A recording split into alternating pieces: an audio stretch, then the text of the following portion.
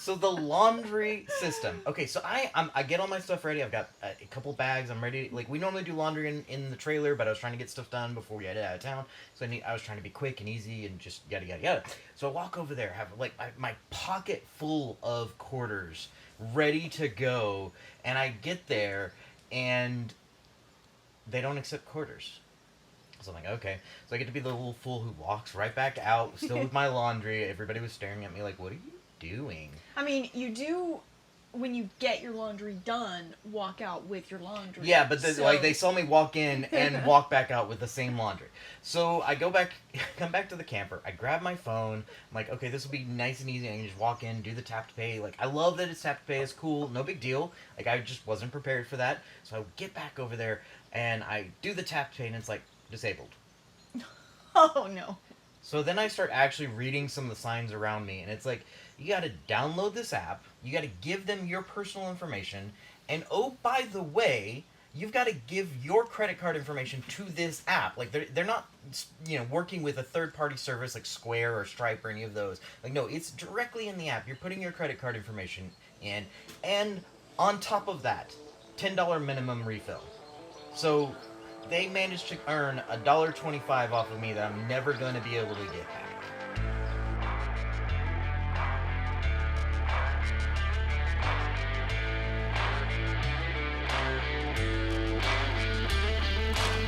Welcome to the Wandering RV Podcast, your bi-weekly source for our stories, Our screw-ups, and our successes living the full-time RV life. I'm your host, Kara, the Wandering RV Babe, and this is my driver, Ryan. Hats off to you. You always come up with something very creative to say I gotta for be like creative. the howdy or the hi portion of it where he says hi every time. I love it. So we just left Miami and we were there for an entire month, so we got to see a lot of things. There's still a few things that we missed, so we definitely want to go back and check that out again next round. But I'm curious, what was your favorite part of Miami? What was one of the favorite things that we either did or saw or experienced? Favorite things? Yeah. Oh gosh, that's I'm putting you on the spot. That's complicated. I mean, there were so many cool things. I'm gonna have to say the coolest thing was the Vizcaya Museum. Okay, I'm gonna explain why real quick. A, it's really cool. First of all, but second of all, I'm not a movie buff or a TV show buff or anything like that. But I do kind of have certain things that I care a lot about and I'm kind of passionate about. And one of those is Burn Notice. And the last time we were rewatching the whole series, there was this beautiful air shot with this beautiful house with a boat, but like part of the land, like part of the building boat in the water kind of separated off, and I was like, okay, there's a story to this and I want to go there. And so this was like a year ago or something like that, and it was well before we were planning on going to Miami, and I was like, okay, I want to see this. And so we started looking into it. We were like, well, you took the picture and we were like trying to look at things. We figured it was probably in Miami because most of everything in Burn Notice was recorded in Miami. It was kind of a cool, like, pump up Miami kind of show. And so we were looking around trying to figure it out, and finally we figured, like, I think I took a photo of the TV with it on there, and I plugged that into Google reverse image search. I looked it up. And it pulled up the Vizcaya Museum, and I was like, okay, what is this place? And I was really cool. I was happy it was a museum, which meant that we could actually go there. Yeah, it's kind of, so the big boat that's featured in it is actually like a barge that was built into the museum, which was originally a house of a rich guy. I don't remember what the guy's name was, but it was his summer home, and he was a businessman in Chicago, I believe. I remember all of these facts, I just don't remember his name. But now it's turned into a museum, and it was really, really cool. We probably spent half a day out there, and we probably could have spent longer, but we just had other things to get to. Yeah, so that was definitely my favorite. Okay, what was your favorite thing in Miami? Oh, that's easy. Little Havana. Oh, hands down, Little Havana was amazing. There was this really amazing melding of culture and like locals and tourists and visitors, and it just kind of all melded together. Plus, there were so many historical things down there. Ball and Chain is a really famous bar down there. They had live music the entire time. Gorgeous, best mojitos around, by the way. Domino Park was super cool, just yeah. going and watching people play dominoes. I wasn't brave enough to try my hand at it, but it was really cool to just like go and hang out and watch. I mean, you would have rocked it. You rock everything you put your mind to. You're just like playing me up, brown noser a little bit. No, I'm just kidding. And then they were rolling cigars by hand, which was incredibly cool and everywhere. There was tons of little cigar shops. There was a really great, and there were a couple other places where you could get Cuban coffee, but there was a really great cafe called La Colada, and that was amazing. The barista was incredibly helpful. He knew that he could kind of tell it was our first time, and so he walked us through the menu, helped us pick something that he knew we would like, and we did, which was really cool. But just walking up and down the street, there were people just salsa dancing in the middle of the street. It was amazing. So that was really cool. Just an amazing clash of cultures in just a really, really cool way. Yeah, that was really cool. A couple other things we did while we were there. We went to the Florida Ren Fest. That was cool. That was our first time at any kind of a Ren Fair, Ren Fest, anything like that. Yeah, it was a lot of fun. So many cool acts going on. The main star of the show was, of course, Jack Z. Whipper. Yes. But we were there the whole day, and I mean, there were so many cool things to do. We did the pub crawl of legend. Yes, that was super fun. Yeah, a bunch of guys taking you around the different bars that are kind of set up at the Ren Fest, and just some different beers you can try. It was kind of cool. They were hilarious. It was so much fun. Great entertainment. There was like a show at the end of it, so we got to and it was like kind of a participatory show. So lots of really good music, and just a ton of fun. And then you're in Miami, you have to go to South Beach. So yes. We hung out at South Beach for a day. It was gorgeous. There were tons of amenities, which I really appreciate. So like nice bathrooms, shower areas to shower off like the sand and stuff. You could rent cabanas and umbrellas and things like that. So it was just really, really nice. Obviously, crystal clear waters, gorgeous beaches that are just super well maintained. And then of course, just the shopping around that area was just lovely. Yeah. It was super cool. And then the Everglades. Oh, yeah. The Everglades was so cool because so we did an airboat tour, and then we went to the Shark Valley entrance of the Everglades Park. Not to be confused with, actual sharks. I'm not sure why it's called that, but it's called the Shark Valley entrance. But there's a 15-mile trek to get, so it's like you go down, and it's about 7.5 miles down. There's an observation tower at the end of it, and then you come back. It's about 7.5 miles back. So round trip, 15 miles. You can walk it. You can bike ride it. They have a tram as well. So if you're not up for that, you can absolutely take the tram. Really cool. They actually had bikes to rent, but we brought our own bikes, and so we just biked it. But on both sides, the airboat tour and the trail that we went on, the gators were not shy. They also were not aggressive either, which was really nice. Yeah. But the airboat tour was really cool. Our airboat captain, Dan, had been with the company that we went with, which is Gator Park, for like, I don't know, he said like 27 years or something like that. He knew a ton. Okay, if you've ever watched SpongeBob SquarePants, just imagine the guy who starts off the theme song and that voice... Mm-hmm. The entire time, like that rough, gravelly, deep tone, just telling you all the cool stuff about the Miami Everglades. He was just badass. He was so cool. It was awesome. So that was a lot of fun. We saw a ton of just other types of animals as well. Lots of gators. In fact, there was one gator that was on the walkway to get to the observation tower, which you have to go. You have to get to the observation tower. The view up there was gorgeous. But this one gator is just like hanging out, like halfway on this trail. And one of the other visitors that was there, like crouched down and put his back behind behind the alligator.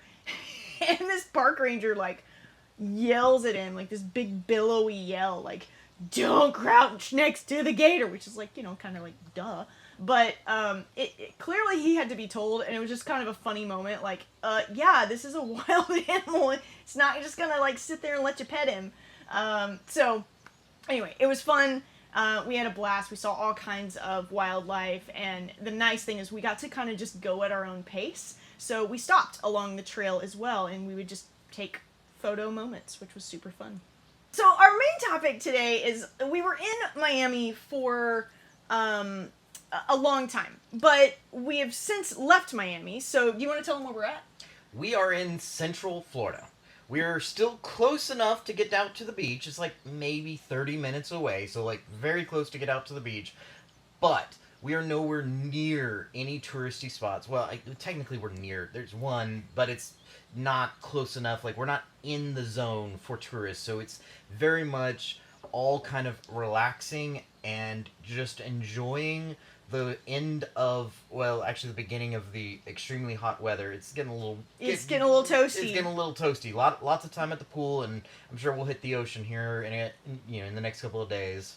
Yeah, the main thing is RV life is not always a vacation, and it's important to just kind of step away, get a good change of pace, slow down to prevent yourselves from getting burned out. At least for us, that's how we prevent ourselves from getting burned out constantly traveling, is we have specific places that we want to go and specific times that we want to go where it is more of a vacation and where we are, in essence, taking a vacation, but we then kind of sandwich that around camping spots that are low key so that we can just wind down and slow down. Yeah, it's kind of an interesting take on.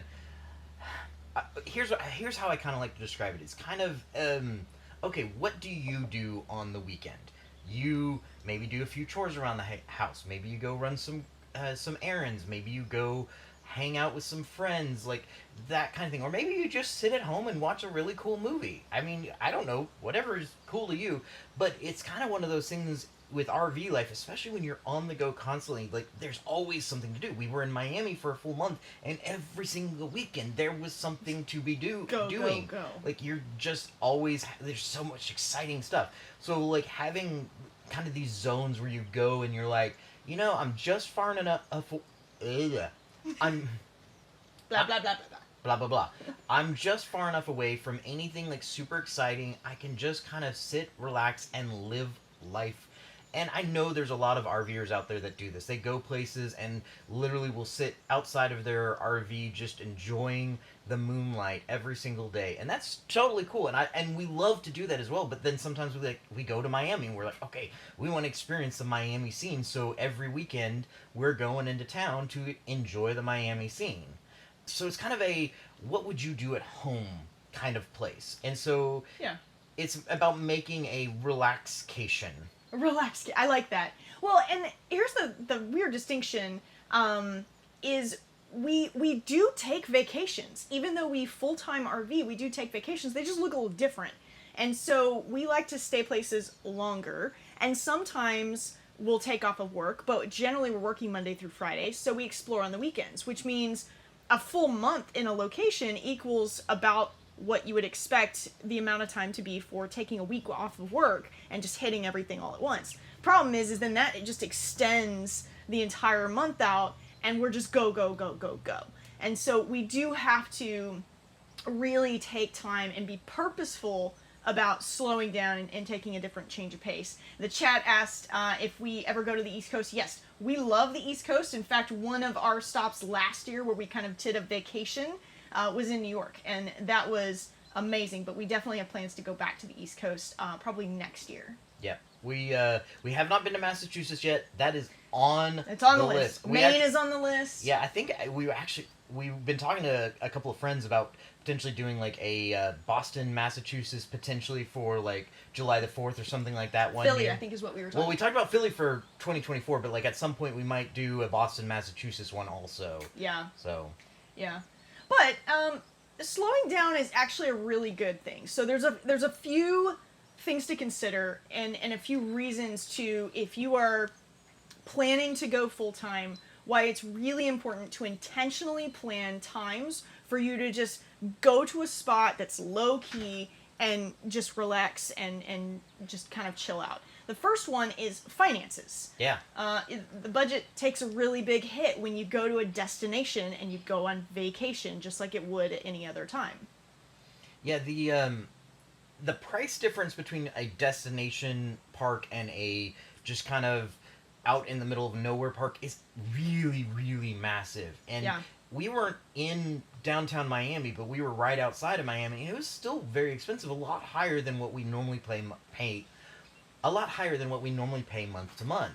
And so we're kind of, it's not that it's like, killing us, but at the same time it's nice to like come somewhere here where it's literally half the cost. We're still in Florida, we're still enjoying the beautiful weather, we're still 30 minutes away from fairly nice beach, nowhere near as nice as South Beach, but nice enough, and a good pool and electricity, water, sewer, good internet, all the stuff that you need to just kind of live, but half the price of what we spent in Miami. And that just makes a big difference. And it's nice to mix those in because, yeah, certain places are cool, but they're expensive, and other places are just relaxing, and you can kind of get away with spending a little bit less. Well, and if you think about it, you go to a place like that, not only is lodging, i.e., our campsites, more expensive, we eat out more just because we're out doing things, and we also are foodies, so we like to eat out when we're in a place where we know that we're going to have a fun foodie experience.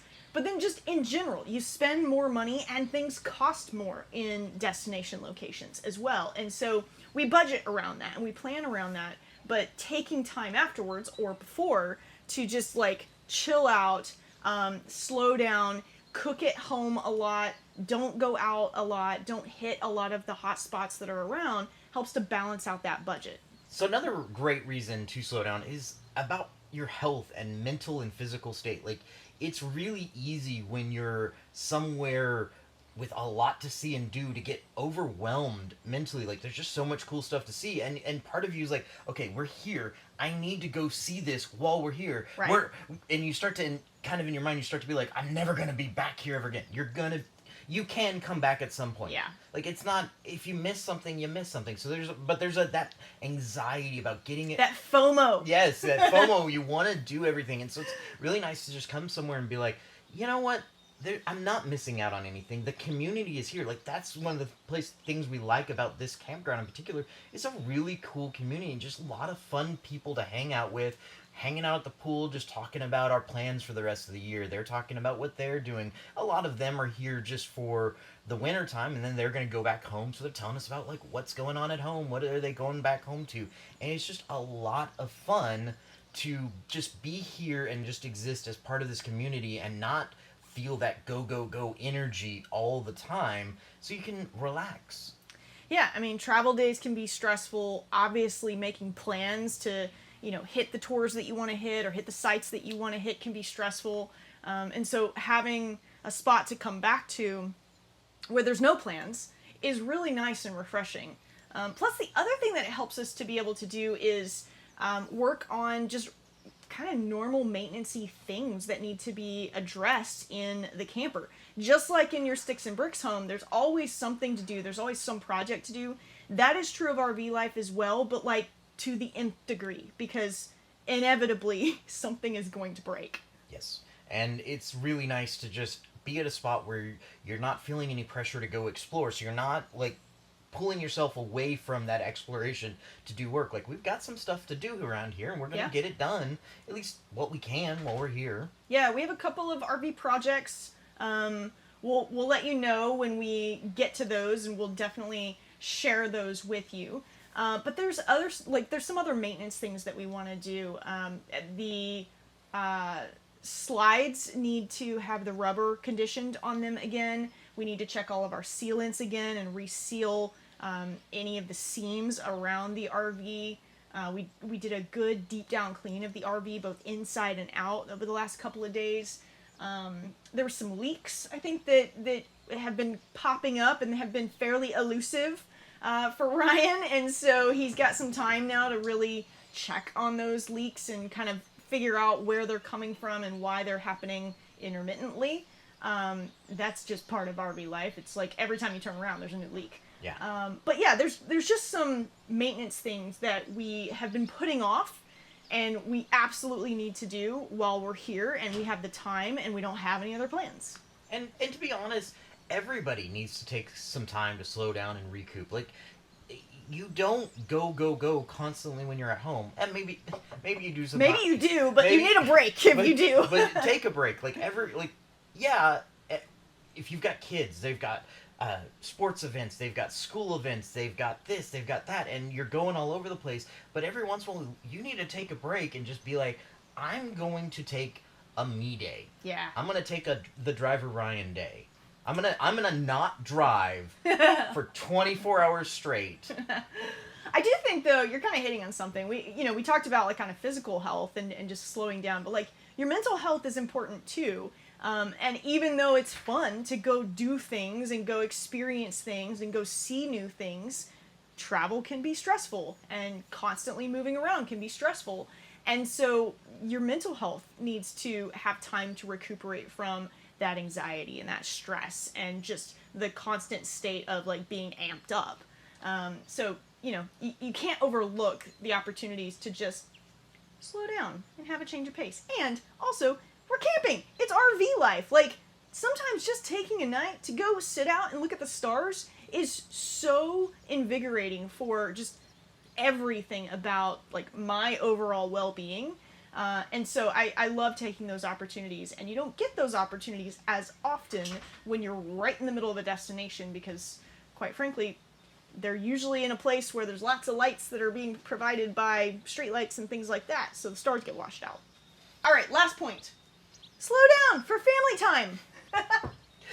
Yeah, so two big things. I kind of added this to the doc on Kara a little bit. So family time, both for your extended family. So like, stop, go home every once in a while, especially if you're a full-timer. Go home every once in a while. If you're not a full-timer, if you live away from your family, take your RV and just go be near your family for a little while and just have some fun with your family.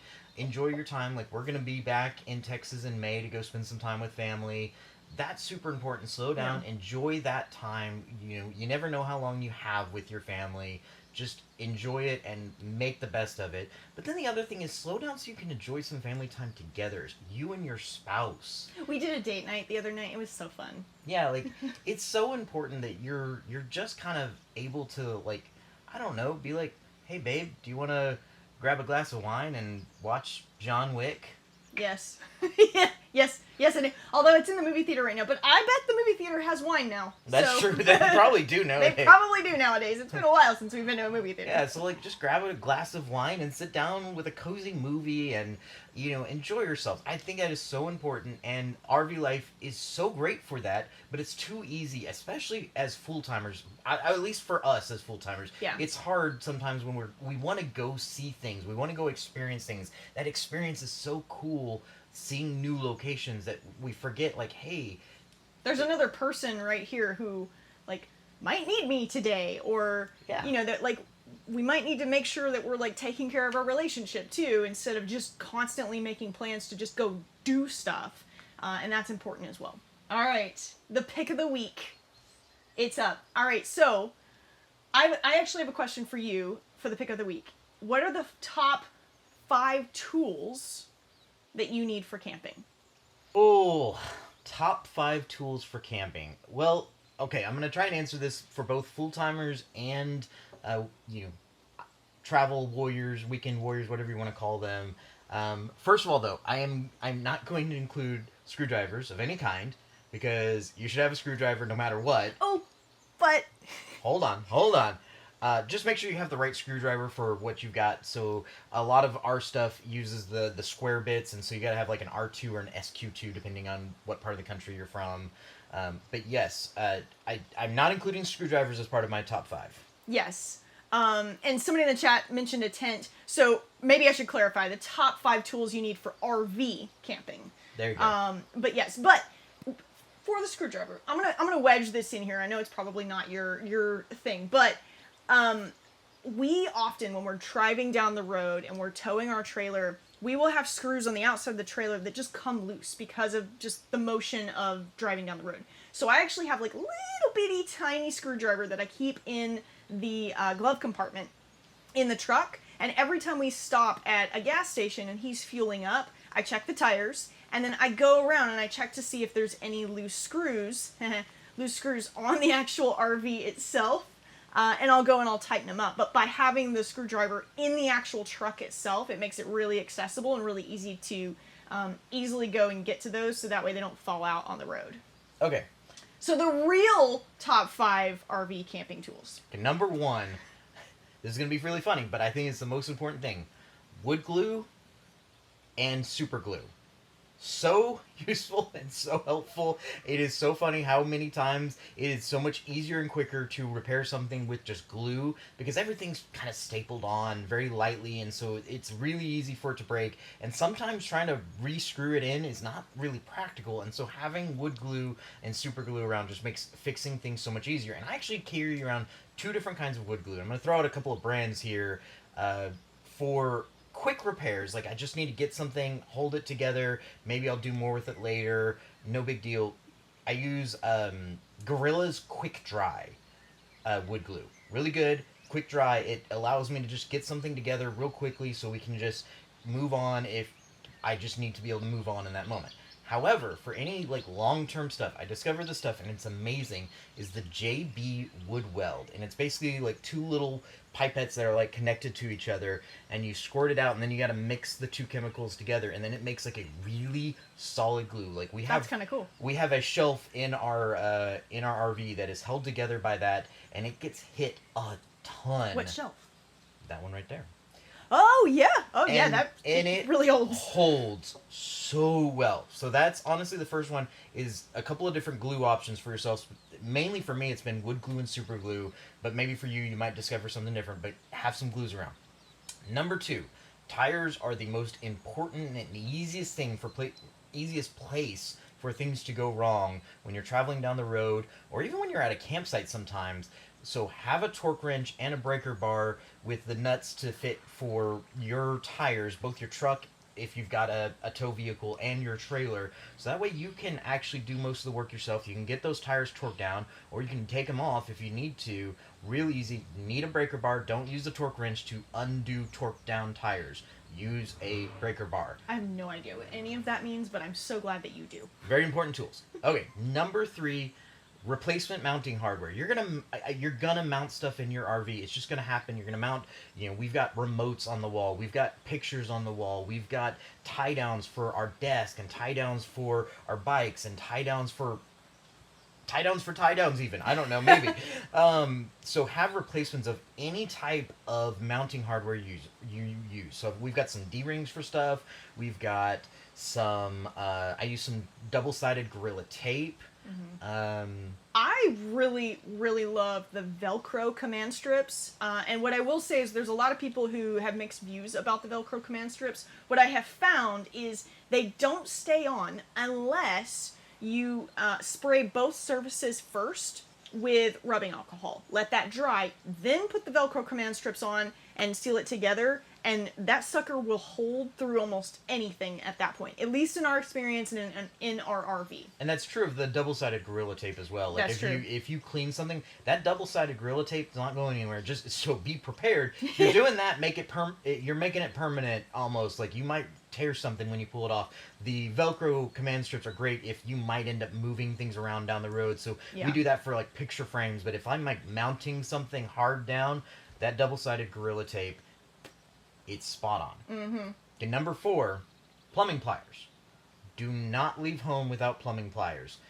It is the number of times you get to a campground and they've just got a little extra calcium in the water, and that builds up in your water lines, and you need to unscrew that, and you're trying to get ready to go the day of, and you're like, it won't come off.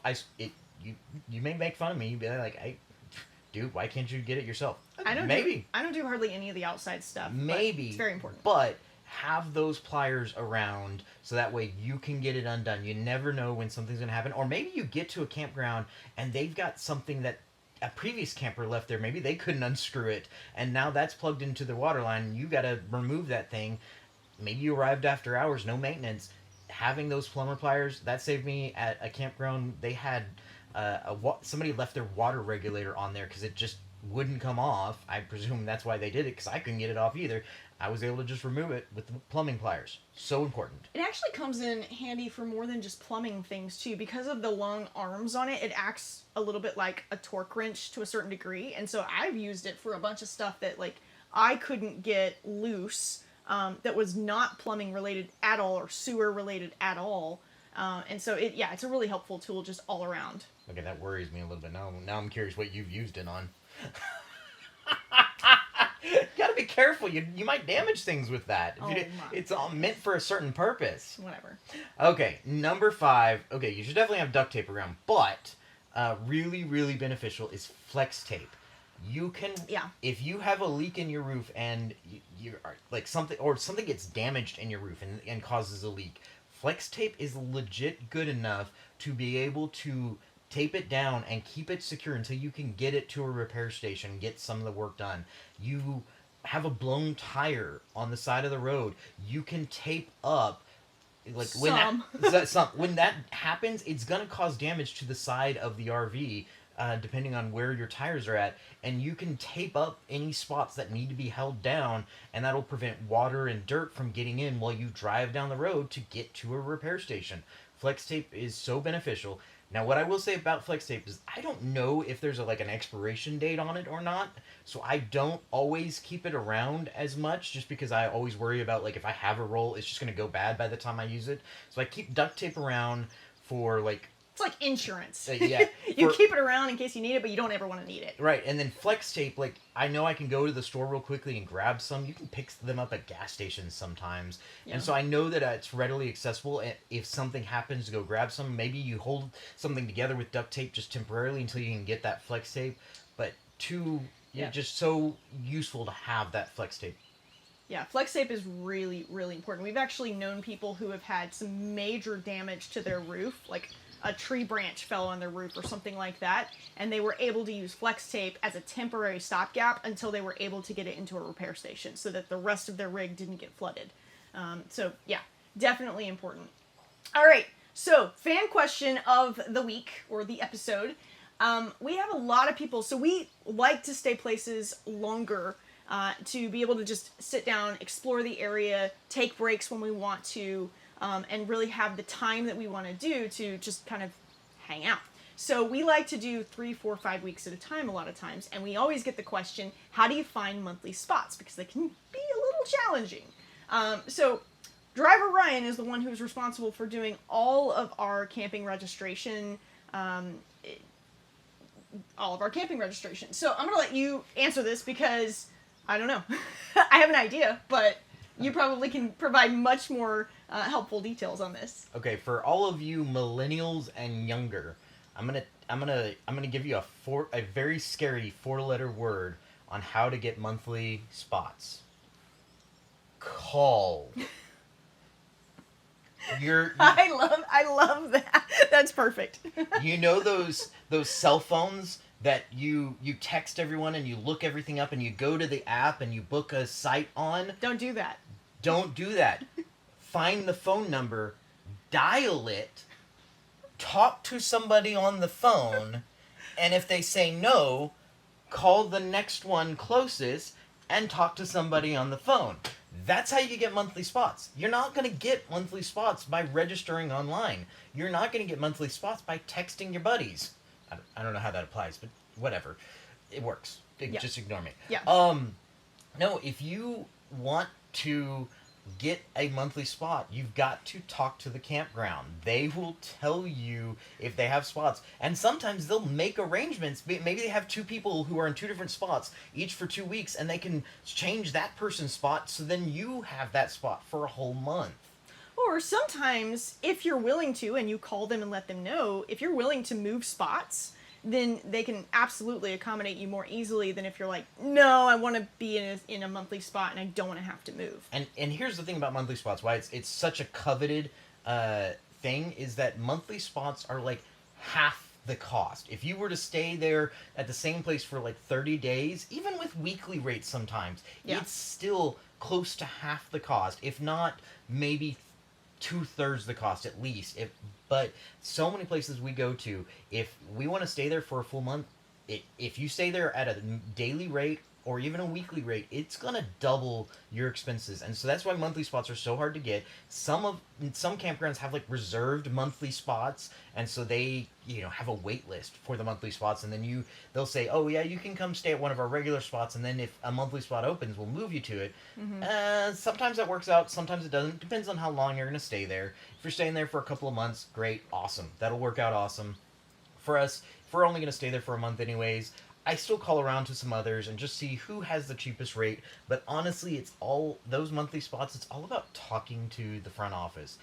So many of them are so nice, so sweet, and they will help you make arrangements. We're getting a lot of beard love in the chat. There are people that want to touch your beard. I'm not really sure how that works on TikTok Live. You touch my beard, I touch your butt. Oh, I mean, you might get some people who take you up on that, so you might have to be careful there. Just saying, you touch my beard, I touch your butt. So, hey friends, thanks for listening.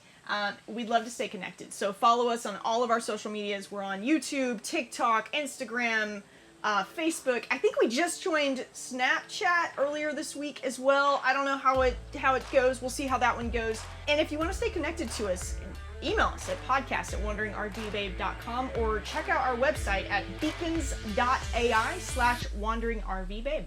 And we'll see you next time. Did you ever go to Yellowstone? Yes. Yellowstone is amazing. Yellowstone is amazing. We went to Yellowstone it's been a long time. It's probably been at least 15 or 16 years since we went to Yellowstone. But the coolest thing is the best time to go to Yellowstone is like the end of May, beginning of June. It can still be cold up there, so you definitely have to plan for that. But that's when all the babies are being born. So we went up during that time 15 years ago, and we saw baby bears, baby bald eagles, baby buffalo. It was so cool. So yeah, Yellowstone is definitely on our list to go back to because it's been so long. But we definitely want to target going when the babies are being born because they're just so dang cute.